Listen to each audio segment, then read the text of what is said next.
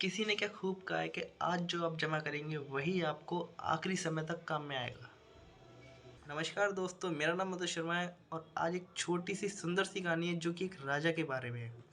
एक दिन राजा ने अपने तीनों मंत्रियों को दरबार में बुलवाया और उन तीनों मंत्रियों को आदेश दिया कि तीनों एक एक थैला लेकर बगीचे में जाए और राजा के लिए स्वादिष्ट और अच्छे ताजे फल तोड़ कर लाए। तो उन तीनों मंत्रियों ने राजा का आदेश मानकर तीनों बगीचे में चल दिए। तीनों मंत्री अलग अलग बगीचे में गए। पहले मंत्री ने सोचा कि क्यों ना राजा के लिए मीठे ताजे और स्वादिष्ट फल जमा किए जाएं। तो उसने कड़ी मेहनत की और कुछ समय बाद उसने अपना थैला मीठे और स्वादिष्ट फलों से भर लिया था। अब बारी आई दूसरे मंत्री की। दूसरे मंत्री ने सोचा कि राजा के पास इतना टाइम तो है नहीं है कि वो एक एक फल खा के चेक करेगा। तो उसके हाथ में जो भी फल आया, ताज़ा, मीठा, सड़ा गला, जैसे ही फल आए उसने अपने थैले में सारे फल भर दिए। अब बारी आई तीसरे मंत्री की। तीसरे मंत्री ने सोचा कि राजा की नज़र तो सिर्फ भरे हुए थैलों पर पड़ेगी और वो इन थैलों को खोल कर भी नहीं देखेगा कि इसमें क्या है। तो उसने अपना समय बचाने के लिए जल्दी जल्दी में घास, पत्ते, कूड़े जो भी था वो सब उस थैले में भर दिया।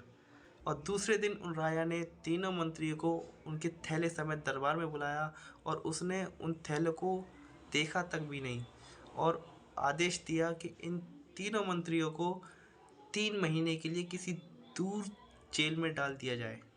उन तीनों मंत्रियों को कहीं दूर जाके जेल में कैद कर दिया और उन तीनों के पास खाने के लिए कुछ भी नहीं था सिवाय उन थैलों के। जो पहले वाला मंत्री था जिसने अच्छे अच्छे ताजे और स्वादिष्ट फल इकट्ठे किए थे अपने थैले के अंदर, तो उसने तो 3 महीने गुजार लिए थे, उसके तो 3 महीने कट गए थे। और जो दूसरा मंत्री था जिसने अपने थैले में ताजे और कच्चे और सड़े गले जो फल इकट्ठा किए थे, उसने वो फल खाए, लेकिन कुछ समय तक खाए और कुछ समय बाद वो बीमार पड़ गया और उसकी हालत बेकार हो गई। और जो तीसरा मंत्री था जिसने अपने थैले में घास, कचरा, पत्ते जो इकट्ठे किए थे, तो उसके पास तो खाने के लिए कुछ नहीं था, इसलिए वो 3 महीने के अंदर भूख से तड़प तड़प कर मर गया। तो दोस्तों, कहानी बहुत ही छोटी सी है लेकिन सीखने के लिए बहुत कुछ है।